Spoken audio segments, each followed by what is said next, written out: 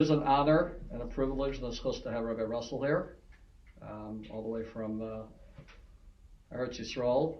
I grew up here, I was born here, but I always say that Detroit is delayed, 10 years late, 20 years late, but it seems like whatever happens on the East Coast ends up happening here, for better and for worse. So here we are, dealing with the same issues that Rabbi Russell has dealt with in Lakewood and New York now for 20 years, but Baruch Hashem, hopefully we are in a better place because of people like Rabbi Russell who stepped forward and brought this issue to the forefront and given us das Torah and adracha and how to help our struggling kids. Just really one quick definition. I don't know how familiar the Olam is, but in the questions that we discuss, we use the word kip. And KIP stands for Kid in Pain. So in case we mention that word, you'll know what we're referring to. It's really referring to any child that's struggling. And other than that, I have a list of questions that were presented beforehand to Mrs. Eliyahu. I'll moderate, we'll open it up for a little discussion. With everybody's permission, in an attempt to get through as many of the questions as possible, we're going to try and limit the answers to a few minutes so we can cover as much as we can. With that being said, it's supposed to have Rabbi Miller here. He's known as the Reish HaMosid, but more fondly known as the Mashkiach. That's his, you may not know, you know that? That's your name. In certain circles, that's your name already. So we'll call upon Rabbi Miller to say a few words and introduce Rabbi Russell.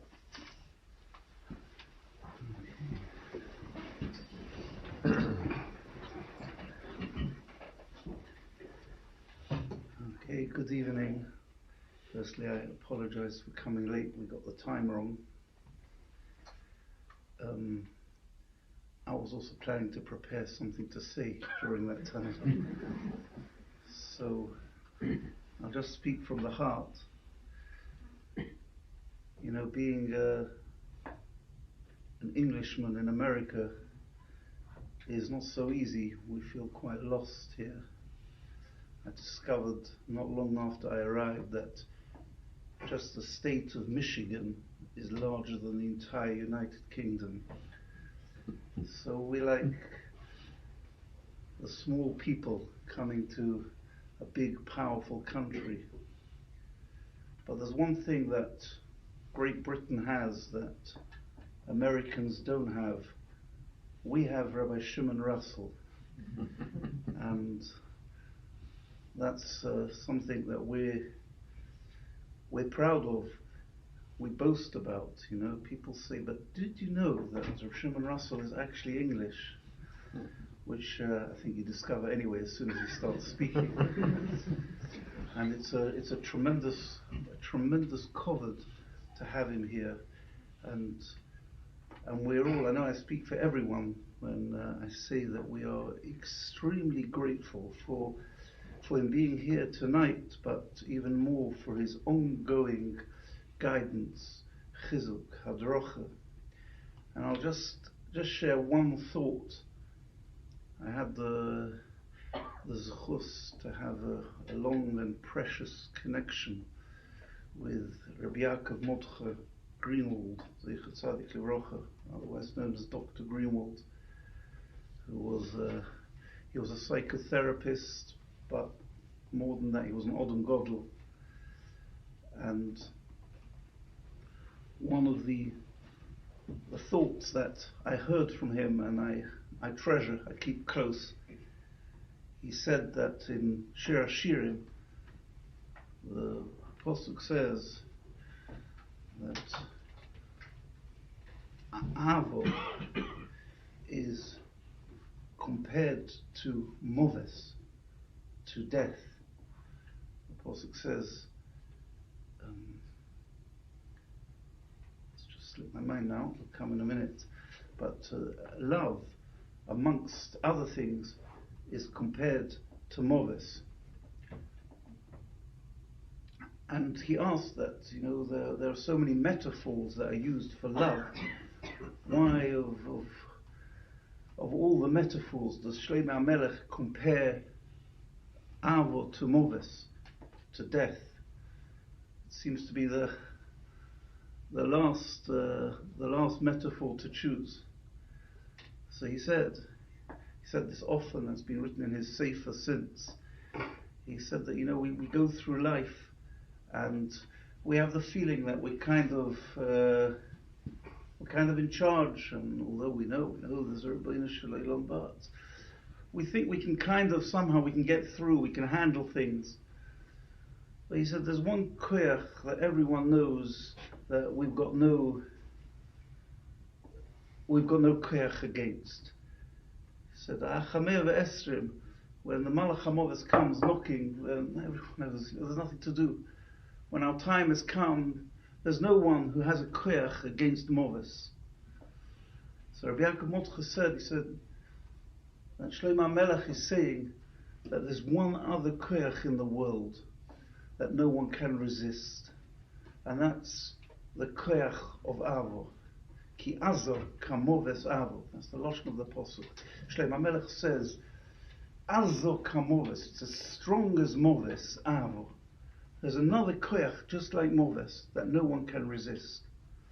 He said, when we come with Avo, when there's real love, when there's deep love, when there's genuine love, then all barriers will just fall away. And I think that this idea encapsulates everything that Rabbi Shimon is teaching and everything that Rabbi Shimon is. Ki azo kamoves avo. In difficult situations that we all go through. And I think, I'd like to say that the people here in this room, or maybe just the people who have owned up to these difficulties or who are seeing the difficulties more clearly, but in every family there are these struggles, and in every family there's really one answer. Ki azo kamoves avo, the koyach of avo, of love, in front of which all barriers will crumble. And so it's a tremendous chus to welcome Reb Shimon and to ask him to elaborate, to help us understand better, understand deeper the tremendous koyach of avo.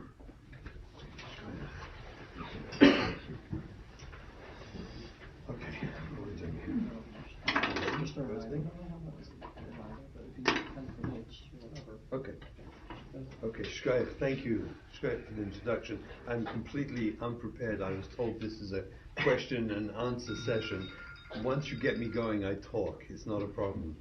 But I will say about the English accent that my wife married me for my accent, so although I'm out most of my life, I keep it going. I make sure to go back just to make sure we're okay. So I understand I'm going to be answering questions. Is that right? Is that what you are? I think it's best if we jump right into it, because we have makes sense to me. Limited time. But the subject is, I understand, it's crisis chinuch. Yeah. The subject is. No, I have no idea. They just told me to come. So I have no idea why I'm here. I'm going to find out in a moment. The subject is ingrown toenails. Kids at risk. Yes. So let's jump right into it.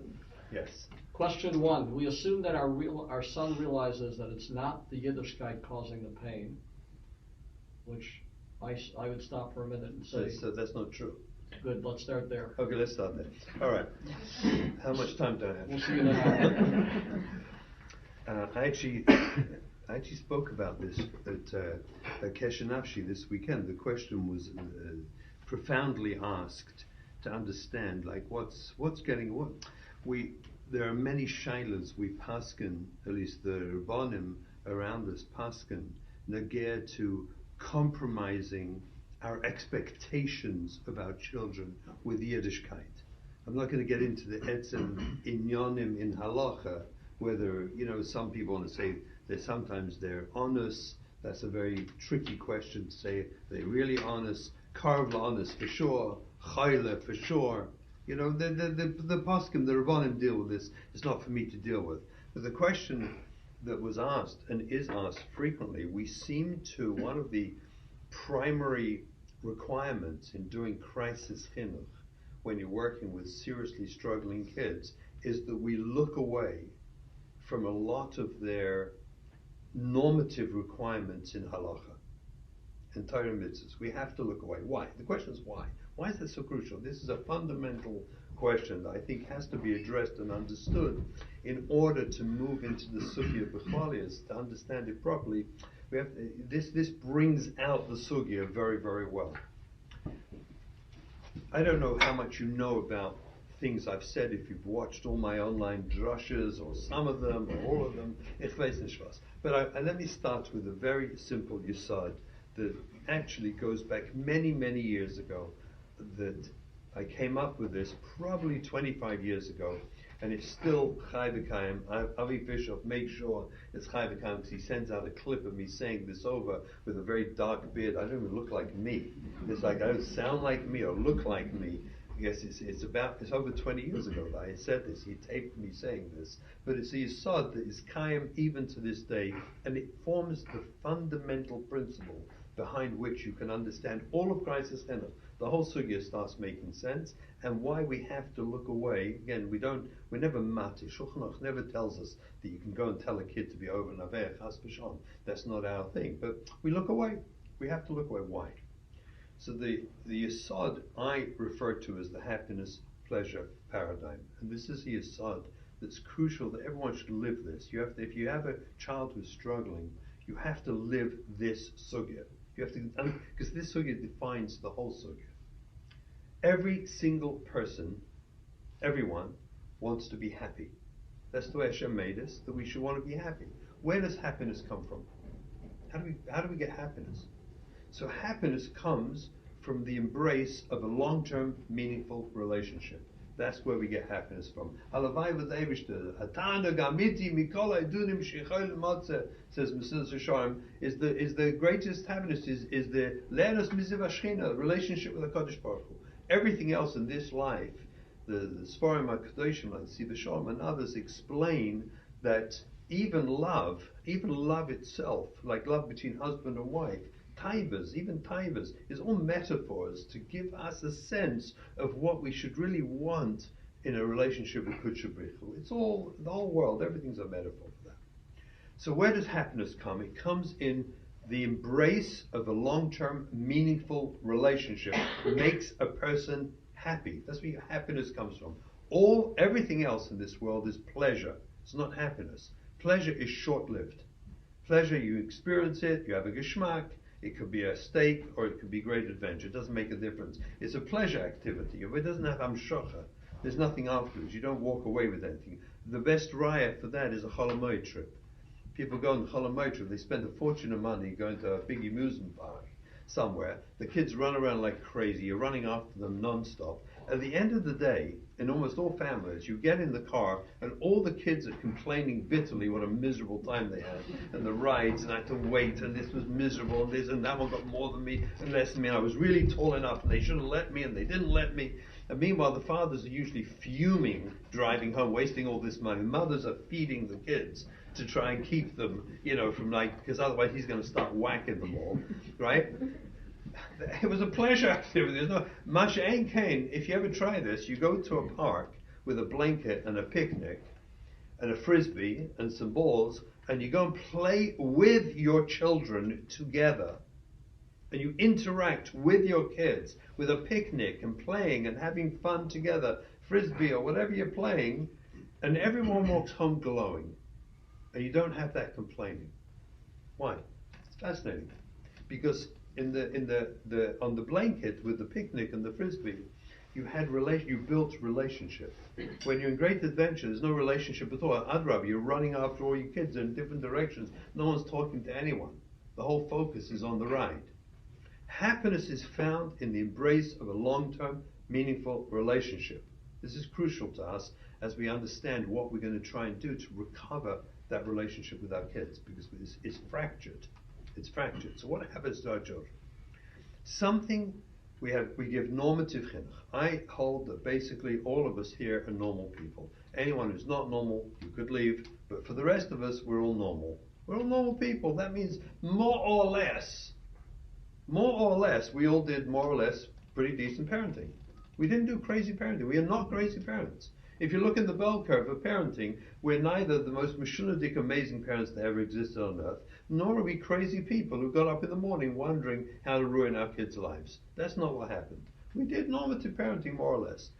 And what we didn't know, any of us, is that some form of trauma, some traumatic experience, or more likely, micro traumas, as happens in learning trauma, for example, and other types of traumas, in complex trauma, the micro traumas, and of course in sexual abuse, we know that's an event, but even there it can be subtle, and it can be many, many, many, many little events cumulatively together, and they cause trauma.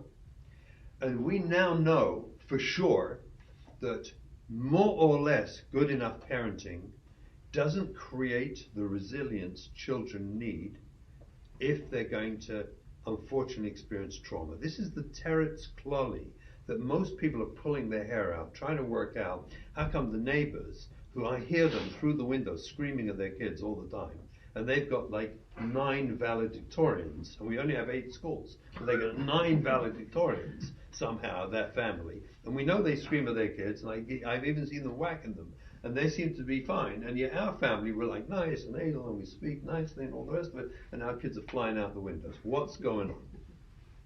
The teretz klali is that more or less good enough parenting doesn't create the internal resilience that's strong enough for children to bounce back. Because the word resilience means bounce back. It doesn't mean you won't be hurt. You will be hurt. But when you're resilient, you go down a bit. Trauma is trauma. It hurts you. But you bounce back, or you go straight to your parents. You get the help you need. There's different, mahalchim and how it works. But the fact is, when you have deep resilience, if we would all know this is actually the premise behind why we wrote the book, Raising a Loving Family. This is part of the premise, is that we as parents wish we had known the information that's in that book when we first got married. Because it's crazy we didn't know. But we didn't know any of this stuff. So we went ahead, did more or less good enough parenting like anyone else. No one ever mentioned the word trauma. Who had told us trauma? That we should worry about trauma with our kids. I mean, we couldn't even spell the word. We had no idea what it meant. We had nothing. Even now, most people don't know what the word means. Even today, people don't really understand what the word implies and what it means. That's why, by way of fresh start, what we're doing is now treating it as a brand new thing. It's like the most amazing, what's happening here at Fresh Start is an amazing, amazing, amazing thing, because around the globe, around the world, people are hearing about Fresh Start, coming here to Detroit. Fresh Start, you know that? Because there's no Frum program like this in the world. Because people are beginning now, just now, we're at the cutting edge of embracing trauma and understanding what trauma does. So what happens is we are innocent parents doing more or less good enough parenting. Honestly, that's what we're doing. And then trauma strikes. By the time we chap that it struck is years later. It's hitting the kids. It can be 5 years old. Little boys get molested at age 5. 5 years old. Little girls at age 8. And then we don't see all the problems manifesting until they hit puberty. It sits there latent in them till puberty. So it's years and years later. Sometimes they have no memory, the little boys, of what even happened to them. So it's very hard to treat. You need professionals with a real expertise, because they have no memory of whatever happens. How are you going to treat it? All they have is symptoms. It's so complicated. So comes along the kid, right? They want to be happy like any other person on earth. So what do they do when they realize, as they get towards puberty, adolescence, and they're trauma victims, and they start struggling? Just imagine, there are two pillars. We're not going to take any other questions. I really, I'm going to skip the sugya. I got it. Let me do the sugya instead. It's so much more valuable. Okay, so this is just more valuable. There are 2 pillars on which all children's lives in the Frum world exist. After Lachameh Besrim, you can say over Amar Reb Shimon, I heard it from him, Al Shnei Amudim, Olam HaYeled Oimed. On 2 Amudim. And what are those Amudim? Hatznei Leches and Limud Al-Torah. The entire life of children is built around Hatznei Leches, boys and girls, more girls than boys, obviously, with Hatznei Leches, and Limud Al-Torah, more girls than boys, obviously. I'm kidding. More boys than girls. But today the girls are like, whatever, small base with ducks. I don't know what they're doing. But whatever it is. The Maisa, these are the 2 Amudim. So if you either were not naturally gebenched with the ability to be able to learn well. So one omot of your life already shackles. It's already falling because you can't learn well.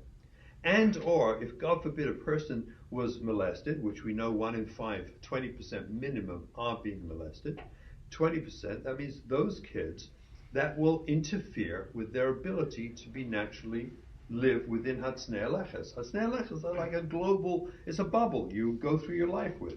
In the normative development of a child, we halavai, we wish that they would live within Hatznei Aleches, boys with shmiras einayim, shmiras haguf, girls with covering their bodies properly, the things that fit in Hatznei Aleches.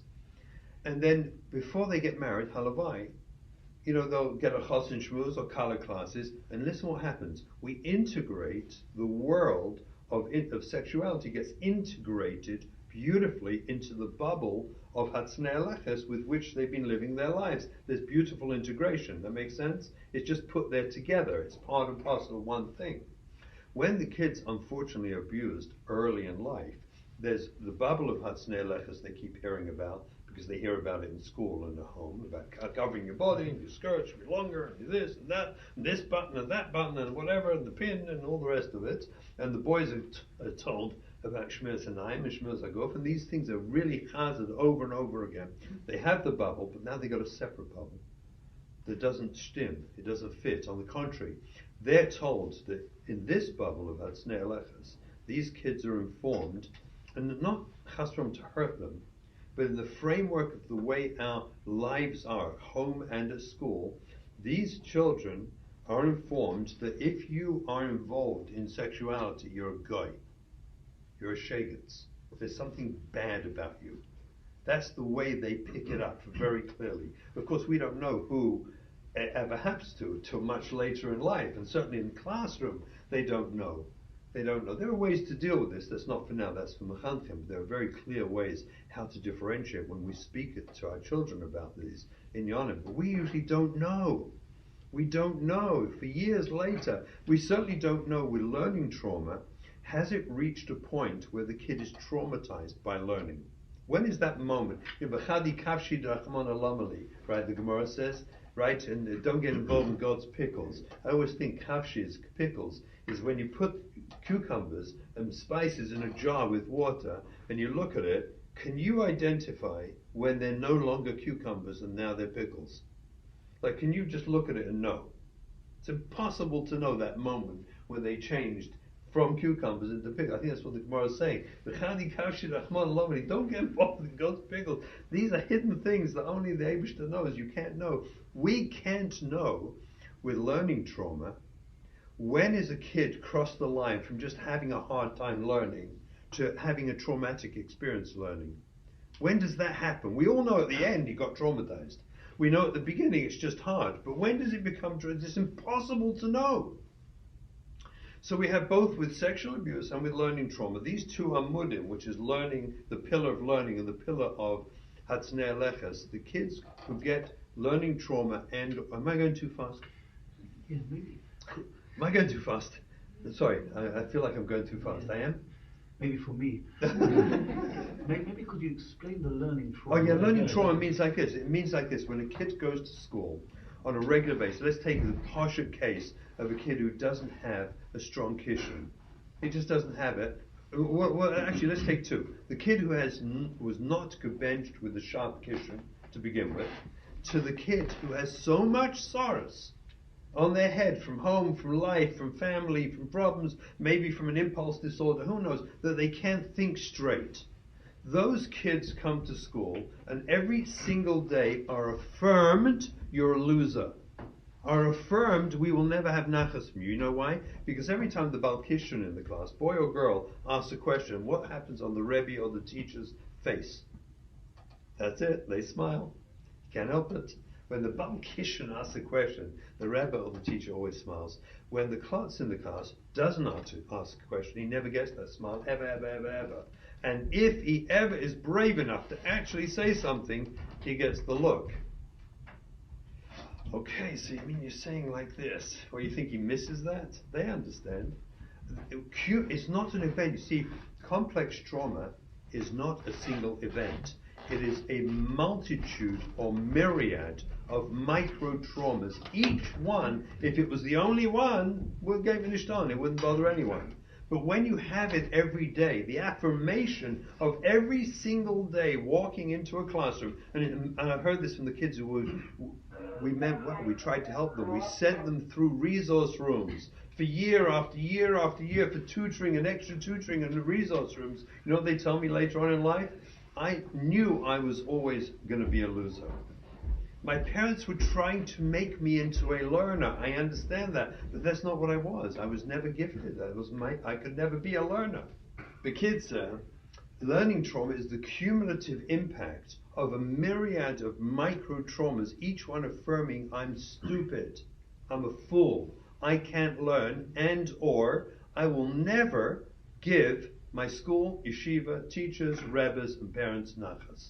Because the only nachas they really get is when you ask a good kasha. By the way, that's affirmed to pasha sheets every week at the table, which I would ban, like Mashgit banned them, I would ban them. Because for most kids, it's mamish a terrible destruction and destroys Shabbos. They hate Shabbos because of those stupid pasha sheets. We only did the youngest, by the way. We only did the youngest, and then we said, anyone wants to add, you can. But I'm saying that's what these kids feel like. So the academia, the learning, when they know they can't do it, cumulatively, those events, when you add them together, the MRIs show clearly have the exact same brain impact, which can be shown on scans as single event trauma like rape or death. I have the scans. They're the same thing. The MISA, did I explain clearly now learning trauma? Oh, good. Okay. Raya, well, oh, Kishan. Smile. Exactly, you got the smile. Anyway, so the kids live on these two amudim. The two amudim crumble, and they have this early trauma in life, which we have no idea about, none of us. No one tells us how to read it, no one tells us how to look for it, no one told us how to scan for it at all. On the contrary, we did normative chinuch with all those kids, encouraging them, pushing them, chazing them, an extra chavrusa, an extra tutor, whatever it was, or talk to the girls about this pin, instead of understanding when they're not dressing sanua, something happened. It's unnatural. Do you understand? It's unnatural for a kid to dress. If she's not dressing sanua, this girl, that means something's off in her self-esteem big time, that she needs to use her body in some way to get some lift. It's partial like that. But we don't read it. We just have to tell them. They just have to know. She has to know. Someone tells you to tell that. She just has to know, as if she doesn't know. Of course she knows. What are we talking about? Just have to tell her. Right, as if like Nancy Reagan said, just say no to drugs and everyone stopped doing drugs in America. I mean, it was the biggest joke and fuss ever happened in America. So these two pillars fall. When these two pillars fall, either or, certainly when both fall, that creates what I call a hole in the heart. A hole in the heart. That means they hurt like crazy. They realize they're alone, they're isolated, they're lost. They also realize that if we would know everything about them and what they're up to and what they really feel like, we would toss them out. That's what they project onto us. If we would know the ones who are sexually abused, that they're now sexually active with themselves, if they presume if we would know what they are already up to, we would throw them out. We'd be so angry. And hurrah, if we ever catch them, we get angry with them. We always get angry with them. This is the problem. The hole in the heart starts because one or both of these pillars fell apart. So now they got a hole in the heart. What do they do to fill the hole? Because you can't walk around with a hole in your heart hurting every day.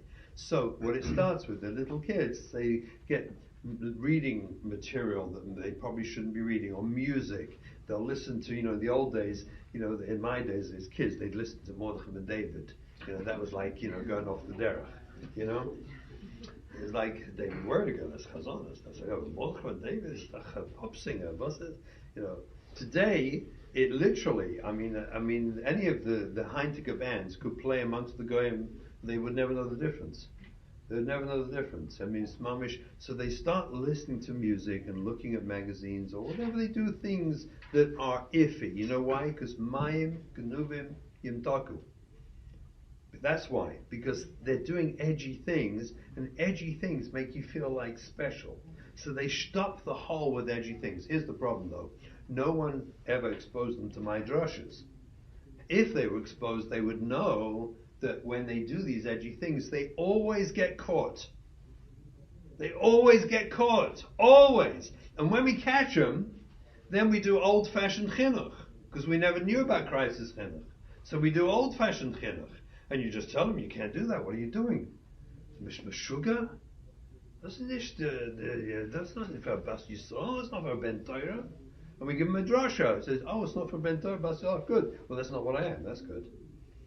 And we get mad and angry instead of understanding the thing they're doing is a symptom of a hole in the heart that needs refuah. We miss that completely, and we simply use old-fashioned chinuch, withdrawing love and showing anger to try and stop them. Everyone does it, till you get taught. You can understand crisis chinuch at the end of this like this. You'll be PhDs in crisis chinuch. You'll see. So we catch them, and we get angry with them. What does that do to their relationship with us as parents? When we catch them, misinterpret what's really going on that caused the hole in the heart, get very, very angry with them instead. What does that do to their relationship with us? It makes it worse, correct?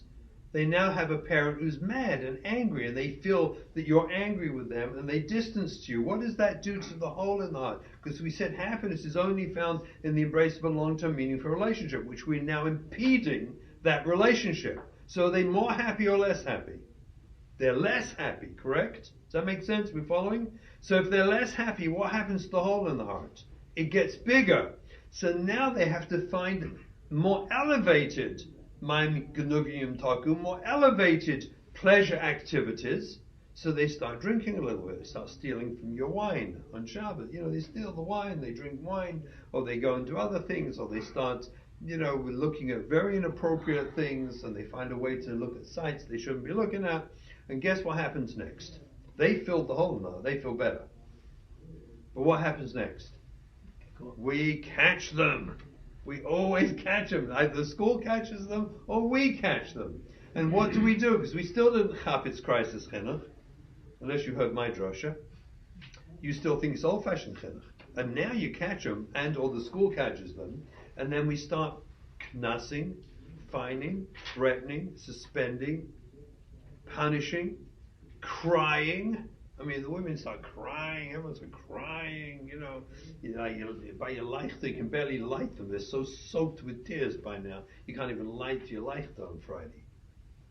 And they see it and you're crying away. What is that reaction of pain and anger towards their further deeper behavior? What does that do to their relationship with you? It ruins it even more. So you now have less of a long-term meaningful relationship with your kid. As they distance from you, you watch them spinning away. And what do they do now? They do drugs. Now they get a girlfriend. Now they get a boyfriend. They need elevated, you know what I'm saying? They need more intense pleasure activities because the hole in the heart got even bigger. And then we catch them again. And then we get really mad. And then we call them drug addicts. And we call them disgusting names because they got a boyfriend or a girlfriend or they did drugs. And we accuse them of being horrible things because we didn't understand what was going on, the real sugya. They were simply looking for a way to self-medicate, nothing else. They were simply looking to self-medicate because our poor precious neshamas were in so much terrible pain, and as the way I see it and the way I've said it to the Gedolei HaPoskim, who now understand it, that they're in so much pain, they've actually kept Shulchan Aruch. They say, what do you mean? I say they choose not to die. They feel suicidal. 3 or 4 rounds of what I just described and they feel suicidal. There's no place for them in our world. That's how they feel. And instead of dying, they self-medicate with drugs and with girls and with boys and all the other stuff they're doing. They're doing to self-medicate. They're not doing because of rebellion. It's not like they did some, course on comparative religion and let's decide whether Judaism is really going to work for me. My gosh, this has nothing to do with it at all. It's pure, nothing but self-medication. And it's a choice they make not because they're feeling suicidal thoughts and feelings. There's a choice they make to live. That's why I say it's within Shulchan Aruch. When I say this to the Gedolei Poskim, they say, oh. I say, isn't that in Shulchan Aruch? Aren't they actually doing the right thing? And they always say to me, I guess so. It's like fascinating. They're chayev, they're doing the right thing, they're living. They're choosing to live. Unfortunately, if you don't know it's crisis chinuch now, and you still think it's regular chinuch, and the advisors you've got advising you are still giving you advice from regular chinuch, God forbid. I can tell you the statistics verified in Florida, California, New York, and New Jersey at the end of 2021, where in the age group of 16 to 30, young people from Frum homes, in those 4 states alone, deaths from OD, overdose on drugs, and suicide was 263 in those 4 states alone, verified by Chevra Kadishas. Now imagine all the other states, and England, and Israel, and the ones that are non-verified. There's more than 1 a day dying. There's more than 1 a day dying in that age group from OD, drug ODs, and suicides. And these are verified numbers, and they're going up all the time.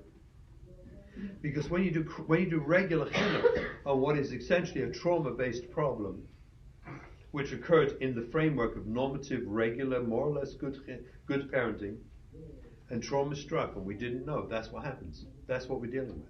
That's the sugya. Kids go off within about 3 months. You can watch them go from a Beis Yaakov girl to a girl on the streets, hanging around with boys, and vice versa within 3 months, because of the happiness-pleasure paradigm. Because every time you catch them, the hole in the heart gets bigger, they need more things to do until we lose them, and they're gone very, very fast. 3 months. You know how long it takes to get them back? Doing crisis chinuch? A minimum of 7 years. It takes 3 months to lose them, and it takes a minimum of 7 years to get them back to being healthy people.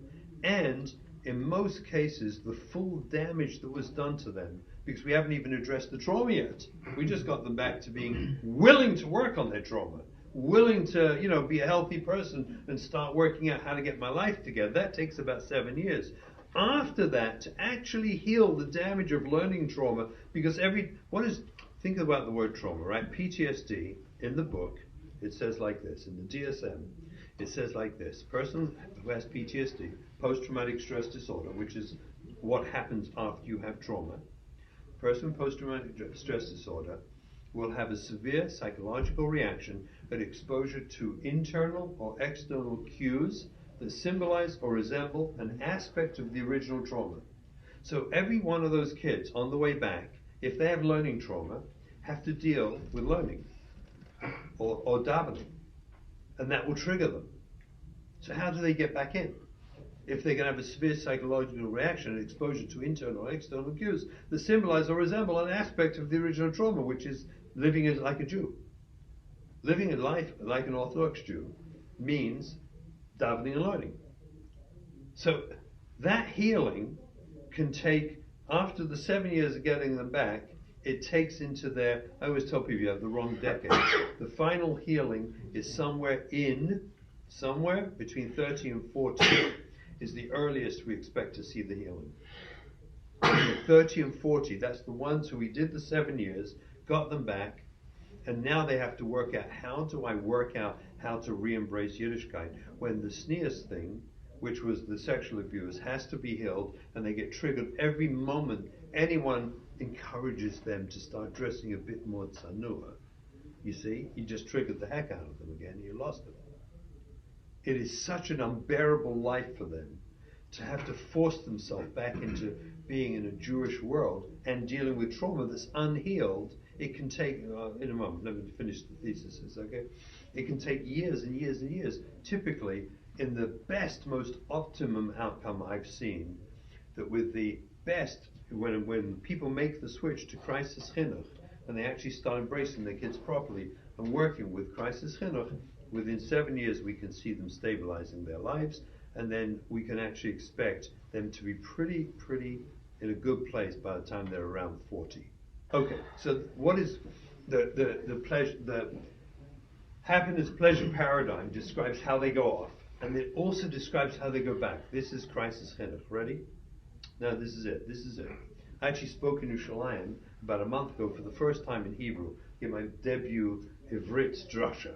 And they said it was okay, it was interesting. I had a guy next to me just in case I got stuck.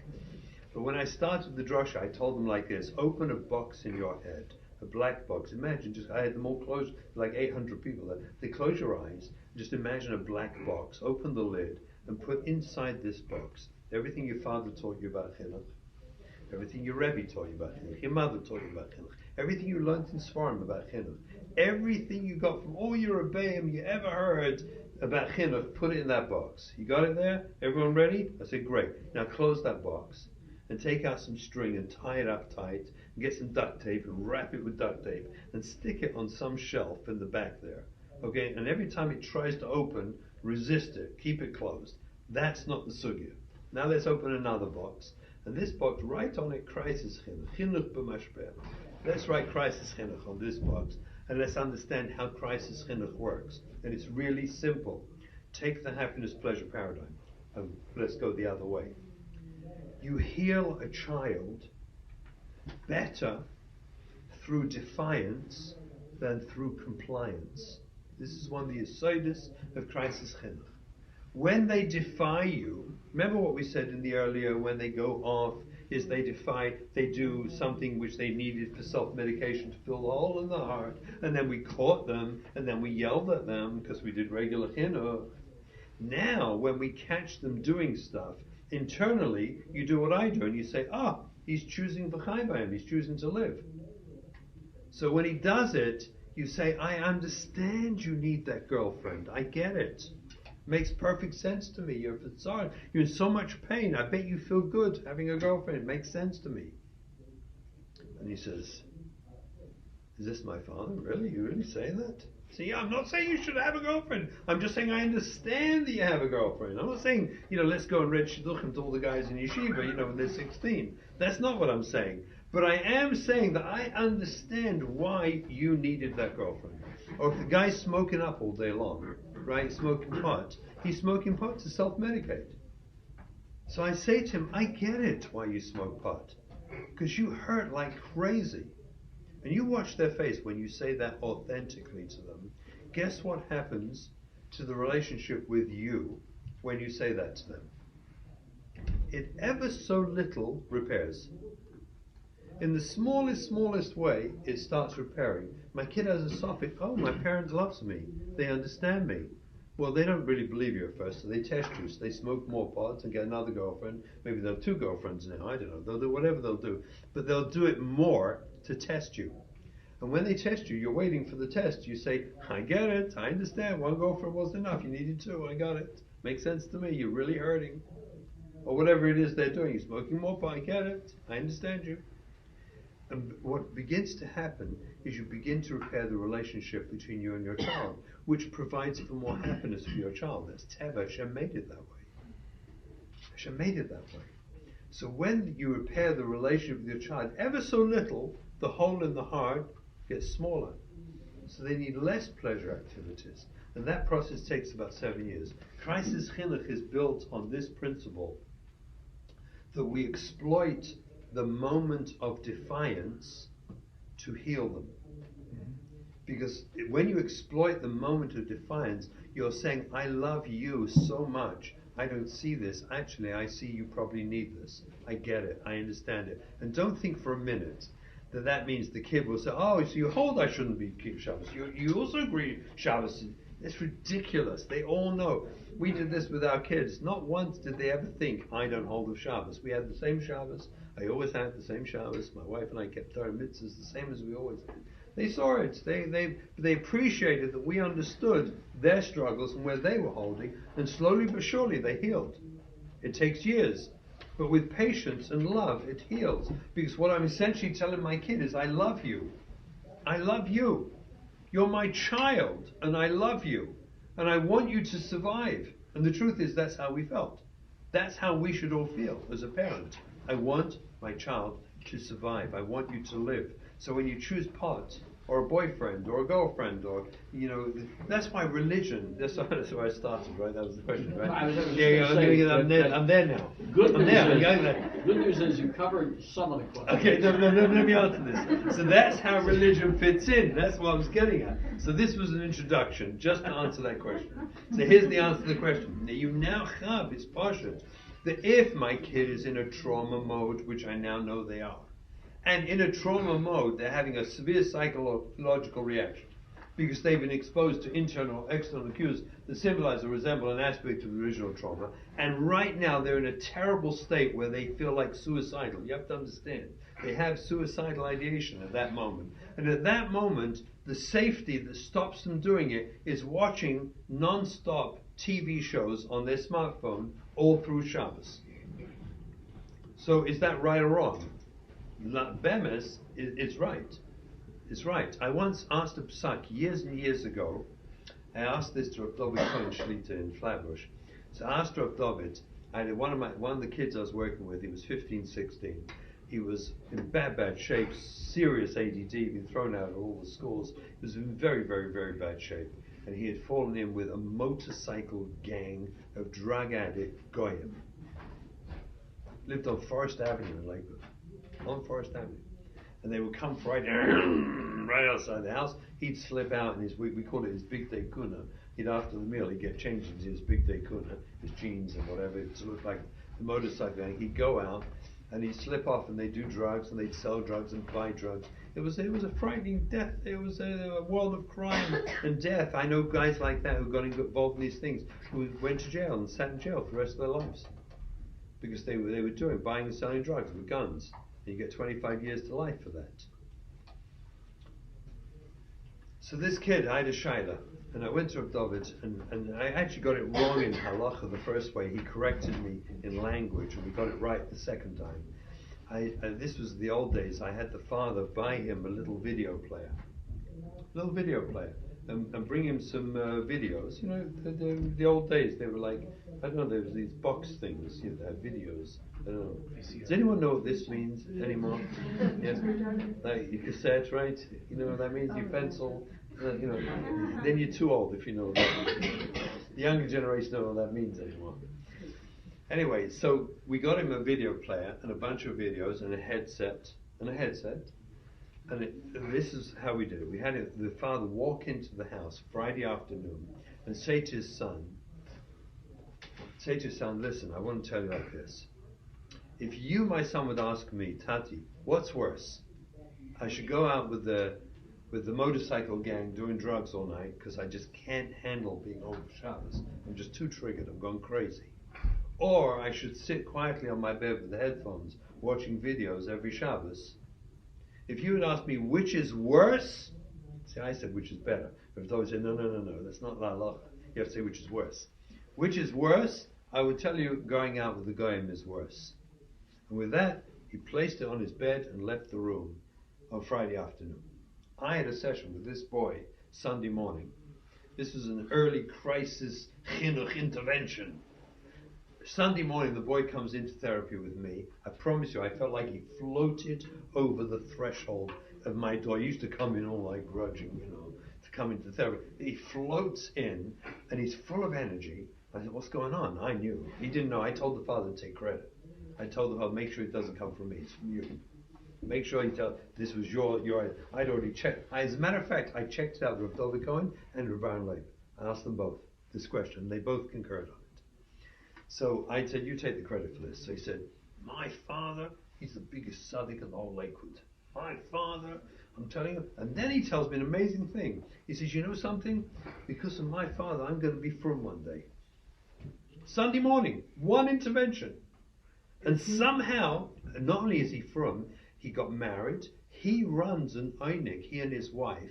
It took many more years, but he runs an einig Shabbos for all the struggling kids in the neighborhood come to their house Friday night. And he even has interesting speakers coming. That kid. But the chap was that Sunday morning, He already made the statement to me, one day I'm going to be Frum because of my father, who gave me, on Shabbos, a video player with the headphones to listen to on Shabbos, Michal Shabbos with. He made that connection internally somehow, that one day I'm going to be Frum because of my father. People don't understand. They think we're matir, as if the kids will learn this all mutter. It's complete lack of understanding of the sugya. Kids know our values. They know who we are. They know what we believe in. In crisis chinuch, we exploit those moments, and that's why religion is such a trigger for them. And if we understood that, religion, what does religion do? Religion puts rules and regulations on our lives. It tells us what we can do and what we can't do. For us, Shulchan Aruch is marvelous. For us, Shulchan Aruch is a floor. We walk on it through life. For struggling kids, Shulchan Aruch is a ceiling that keeps them squashed in. For us, it's a floor. It supports us. It tells us how to feel, how to live. It's marvelous for us. But a kid in crisis, it's a ceiling. It pushes, squashes him in. And the problem is, when he's having a trauma reaction, right now he needs to self-medicate. What stands in the way of him self-medicating with a smartphone, with eating at McDonald's if he wants to go to McDonald's, in taking a girlfriend, in doing drugs? What stands in the way? Religion. So of course he abandons religion. That's why they abandon religion. Abandoning religion is nothing to do with comparative religion. I had a kid came into my office once. See, in crisis, we go the other way. A kid came to my office one time. Someone forced him and me to do a consultation. I didn't want to do it, but they forced me in because this kid turned out had been sleeping on the New York subway for 6 months because his parents threw him out. It was the only warm place through the winter. He was sleeping on the New York subway. No one wanted him. So he came to my office. Someone begged me to do a consultation. I eventually did the consultation, and we eventually became very close. It was an amazing story. But he walks into my office. He rang the bell. It was in my Bar Park office, and I thought I was about to be mugged. I opened the door, and to me, I see this Puerto Rican guy in an undershirt with tattoos up and down, huge muscles, shaved head, a few earrings. And he's standing there in the doorway. I thought he was about to mug me. They fooled him. They used the name Russell. He thought I was a guy. Go to Dr. Russell. He's a guy. He said, okay, I'm not going to any Jews. They fooled him. So he looked at me. I looked at him. I said, who are you? He said, who are you? So I said, I'm Shimon Russell. He says, you're not. I said, I would not go to somewhere. You're Shmuel? And he speaks with a Hasidish Allah. Yeah, ich bin Shmuel, He's Shmuel, a Hasidish. I thought it was a Puerto Rican about to mug me. Anyway, I said, look, you're here already, you may as well come in. Grudgingly, he comes in. He says, now look, I told him I'm never speaking to Frum people, I'm not going to a Frum therapist, had enough of that rubbish, blah, blah, blah, and he gives me all mouth. So, but he's a sweet boy, Bessie, I can hear he has a sweet voice. I said to him, so what's the problem? Why wouldn't you go to Frum therapy? He said, I'm not religious, I'm totally not religious. I said, I'm not sure I believe you. So he looks at me and says, what do you mean? No, I said, I don't daven, I don't keep Shabbos, no yarmulke, what do you mean? I said, I hear, but I'm not sure that's true. I'm not sure you're not religious. He says, you crazy? He says, you may be religious, but you crazy? A crazy guy? I'm not religious, what do you want from me? I said, I hear, can I explain to you what I mean? He says, sure. So I said to him, what do you think about Lashon Hara? You think that's a good mitzvah or a bad mitzvah? He said, that's a very good mitzvah. And let me tell you a few things. And he gives me a ganze drosha, how all the Lashon Hara that was said about him destroyed his life and got him thrown out of his house, got him thrown out of school because Lashon Hara was said about him that he was struggling, but it was nowhere near as bad as it was perceived. And people said things about him, both at school and home, that got him thrown out of school and home. So he gave me a ganze drosha about Lashon Hara, how bad that and how important that mitzvah is. So I said, see what I mean? You're from Yid. He said, what are you talking about? I said, listen, let me tell you something. The secular world held this from Lashon Hara. By them, media, everything, politics, it's all geboit on Lashon Hara. Without Lashon Hara, you don't have media. You don't have news. You don't have politics. It's all gone. He said, it's only from a Yidden, a makpid on Lashon Hara. I said, ich halt that you're a boy who's from a regular Frum boy who understands that certain mitzvahs get in the way of your survival, so you don't keep them. But if they didn't get in the way of your survival, you'd probably keep them. He looks at me, he said, I think I can talk to you. I worked with him, got him into Eshet Torah eventually. They didn't want to take him. I told them I'm going to make Afghana. I said, I know kids in Yerushalayim. You want Afghana? It won't be good for fundraising. I will make Afghana outside your building unless you take this boy 30 days. Give him a shot. If it doesn't work, no problem. So they gave in to the pressure and they took him. Eventually he became Frum and he got married.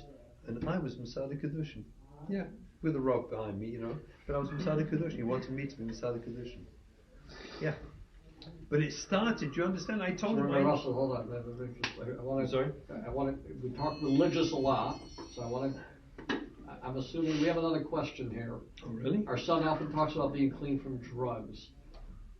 Why won't he take even a small step towards his goal? You address that. It's I the same that. concept. Same thing. Right. Okay. So Does that make sense? Everyone gets it now?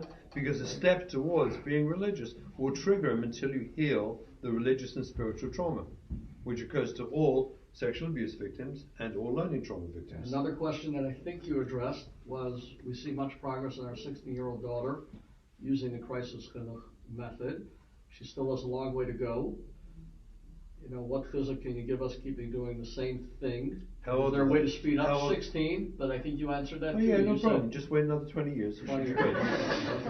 Well, you said 7. Full healing. I want to tell you something. You said 7. No. 7 years. You can see if you do crisis Chinuch, the 7 years is the 13 to 20.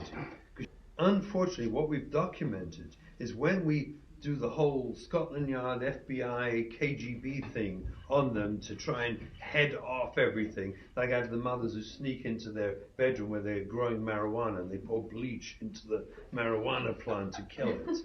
It's like you always get caught doing it. When they go off... It's not an endorsement to do that. No. To make sure. No. When they go off later, listen to this is really tragic. When they go off at 8, and I have kids go off. I had a kid a few years ago in Brisk. He went off the derech, packed his bags, grew a ponytail, and he went off through Europe with a girlfriend from Brisk. I have many guys in mainstream yeshivas and girls who are going off when they finally get away from their parents. That year in Israel is when they go off the derech. And it's really hard to get them to come back. Because they go off then, they make it into a lomdus. This is what, they make it into a whole shita of philosophy. When they go off as little kids, and they get all the mentors and the people working with kids who are struggling, we stay connected with them, they grow out of it, and they can look back when they hit their 20s and say, yeah, I was a baby, I was a kid, I wasn't thinking straight. When a kid goes off at 20, as a young adult, they almost always make it into a philosophy. I was going to say, you get a test that at Fresh Start, we unfortunately see 30, 40, 50, oh, 60 totally, who are fried. Going off the derech. Totally. You know how many adults, married adults with families are going off the derech, getting divorced and going off the derech? That why there were so many older people like Chinuch. I said to my husband, some of them look like grandmothers. Why? Yeah. Like really grandmothers. Their kids are going off later because they didn't go off and they held on too long. So that, let me chime in for another question. An older child, we're speaking about older children. Yes. I'm assuming it's the same mahalach, even if they're post-high school, the same idea. I don't want to, because I have a few other questions. Just in short, is it the same mahalach? Sure. 20, Sure. 25? Well, look, we know brain development doesn't finish till 26, and in trauma victims, that's not going to be finished at 26 either. And basically, there is no other mahalach that we found effective other than crisis chinuch. There is no other. Remember, crisis chinuch is designed to repair the attachment. If you want to get into the psychological lomdus of it all, we're meant to have done, had we done the proper chibur, the proper attachments early on, the 4 S's, everything it says in the book. Remember, we do more or less good enough parenting. We don't do outstanding. For resilience, you need outstanding parenting. Frum, could I ask, this is all amazing. I don't know how much time there is, but could you give us some chizuk? Because this is I thought this was. It is chizuk, but It's a long time. You're talking about. Yeah, a long okay, I can do so that. What's the chizuk? I can do that. The The chizuk is, we don't know why Hashem. Mashgiach said to me one time, so he said to me, Shimon, take this the nicest way, but if I was Rabbi Shalom, I would only give you struggling neshamas. I wouldn't waste my time with any of the others. And he meant it in a cute kind of way. But what we've come to terms with, and we see so clearly, is the gift to our life has been amazing. It's made us more thin. You come to Kesher Nafshi, am I right or wrong? You walk away on a spiritual level that you were not on before you went. True or false? True. You have no idea that what these kids do for us, if we allow it to happen, takes us to a madrega in ruchnius that you cannot reach any other way. This is called Olam Hanisoin, Olam Hatla'os, a world of struggles. We're meant to struggle. Somehow, I think post-Holocaust, I think it's a post-Holocaust thing. It was so painful, all the struggles after the Holocaust, that we shut down Nisyonis. Let's not talk about it. It's too heavy. Let's talk about good things. I think it was a reaction to the Holocaust.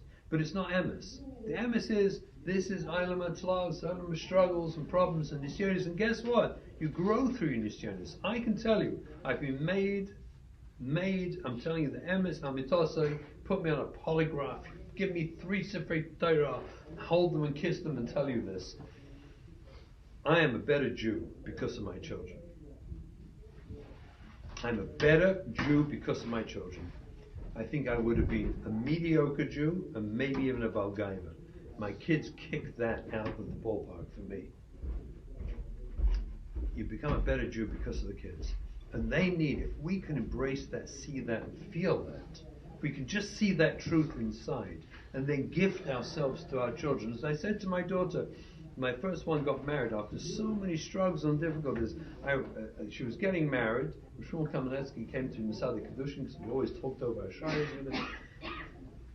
And right before the chuppah, she wanted to speak to me. I come to the room. There she is, beautiful girl, 2 tissues, holding like a mascara over her gown, crying her head off there. I thought she wanted to change her mind. I thought maybe she's not going to go through with it.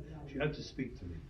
I come to this room. She's going out to the Kabbalah's Panim, whatever it is, and she's crying into these tissues. And I said, what's wrong? And she mumbles to me, Tati, she said, I can't go out till you meichel me everything I did to you. Because she put us through hell. And somehow, b'siyata d'shmaya, they wished to put these words in my head, because I wouldn't have thought of it. And I looked to her and said to her, Liba, you gave me more than you took from me. You gave me more than you took from me. You don't have to ask me. And she did. That's the truth. She gave me more than she took from me. That's the gift of this. We, as parents with this, have to see that. I don't mean arrogantly that we walk around proud like off with our kids with no, that's no. That's I'll say Davien Day Nisoy. We daven every morning. Don't take me through Nisyonis. We beg Hashem because it's arrogant. It's arrogant to say, bring it on, God. That's not, you can't do that. But those of us that have got it have to realize these kids can be a gift for us, and we have to be a gift for them. For them to survive, we have to be the gift for them. We have to understand what they need. We have to understand what happened to them, what really went wrong in their lives. Stop judging them. Stop blaming them. Start understanding them. And stop getting tied up in knots about Chilul Shabbos and McDonald's. When they do Chilul Shabbos and McDonald's, okay, it's Rachmanis, but they're stoma in a get of honest or carve la honest or a chayla where they need it. They're not doing it because it's lahachis, please. And if you understand that and do it, they stop doing it. I'm telling you, I had 5 kids who went through that and stopped doing it completely, and they're authentic Jews. A few of them you've met.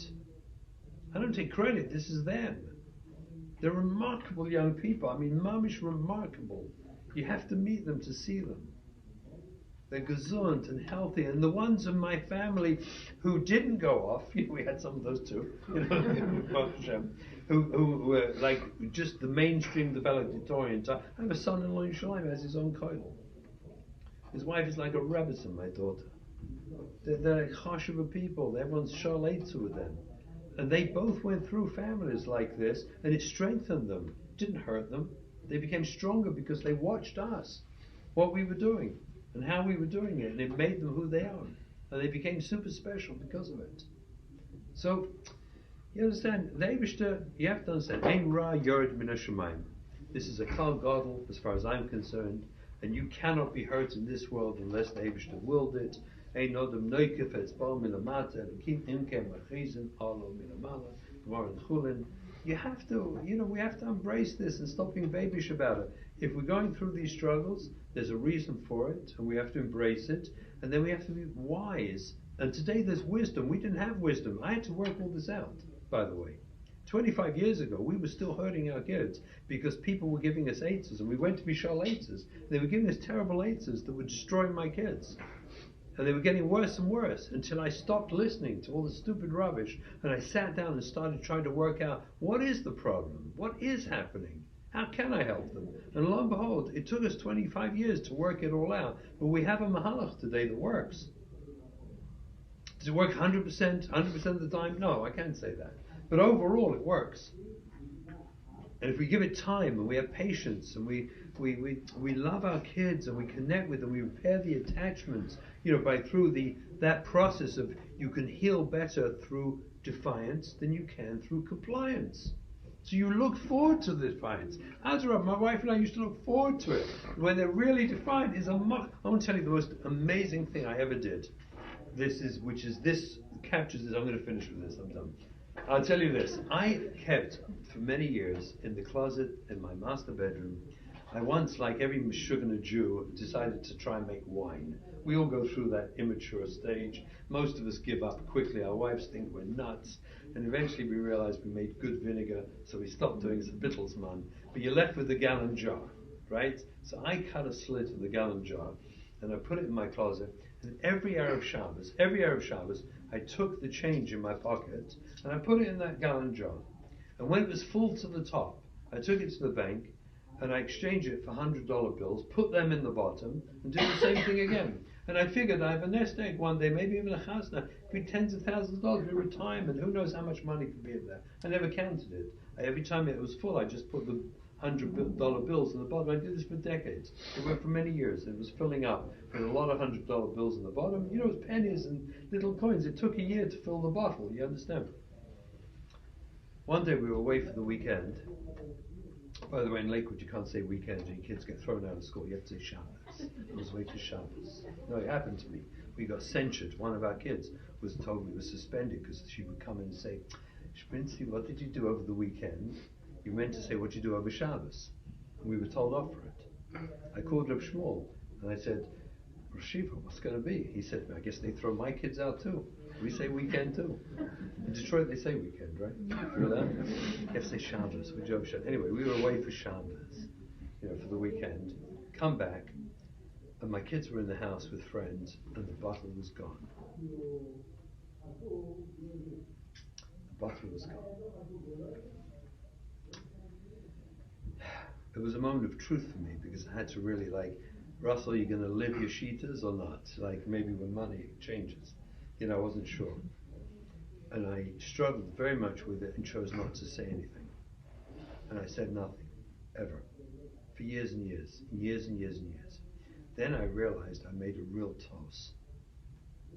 I should have said something. I knew which kids were in the house. So I told the kids, 2 of them were in the house.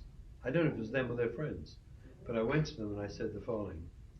The bottle disappeared that Shabbos we were away with all that money. And I'm guessing someone, you or your friends, took it for drugs. And I want to apologize to you for putting it in front of you. That was Nissa Deraisa on my part.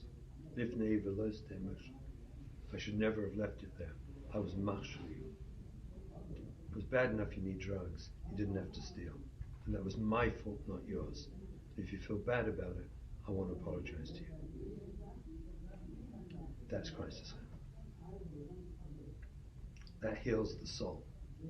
And those same kids, those 2, are both from today. And I bet you that has something to do with it. We have to reach deeply inside ourselves with love and compassion and understanding But they didn't choose this. It happened to them. And if we reach with true love and true compassion and have the patience to realize that's what we're in this world for, that's why I got these kids. They were given to me for a reason, they were given to us for a reason. If we can find the strength to embrace that and accept that, then this is really, really, really holy work we're doing. Truly holy work we're doing. Maybe more holy than the people who have the valedictorians. We got the real holy work. The nitzes, the sparks of Kedusha that HaKadosh Baruch Hu sent down to this world by Brias Ha'olam went to strange places.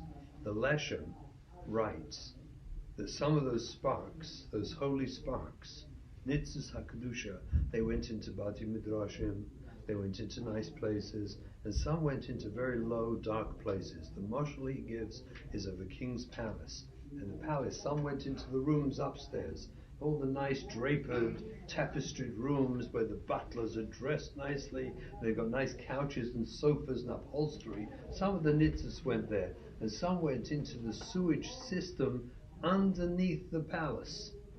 And we have to go and get them all. Frag the Lashem, which is more chashuv? If you have one room in the palace, it doesn't function properly, so you have the rest of the palace, it can function just fine. But if the sewer system goes, the whole place stinks and everyone has to leave the palace. The ones who go into those dark places and get those nitzes in very, very, very dark places, they're doing a much greater avodah. That's our avodah. Kadosh Baruch Hu was gifted with us to go into very dark places to connect those nitzes HaKedusha. And if we just see it, this is not in the way of our avodas Hashem. This is an unbelievable madrega of avodas Hashem that takes us to a heilige place of kedusha and Torah within ourselves, a place of avodah that we could never get to without these kids. We could never reach. And so we go on this journey together as a Leibush Telf, and we should find the strength and the patience and the courage to embrace it properly. Thank you very much. Thank you, Rabbi Russell. Wow, that was a long half hour. Okay, before we go, I just want to remind everybody that Mrs. Elio and Mrs. Abud have an amazing program in town. For those of us that haven't joined, you're welcome to reach out to them. They also have the privilege of working with Mrs. Russell every week on this topic, so definitely reach out. Just now as a sidebar, I got to know Rabbi Russell because of my own story, our own story, and everything he said is true. Children do come back. Yes, it's awful for many years. And yes, they definitely change you for the better. So you have one vote there. There's two people now who said that. But thank you again, Rabbi Russell. Thank you everybody for coming. And Eretz Hashem next time in Eretz Yisrael, Yerushalayim, Bias, Tzedek.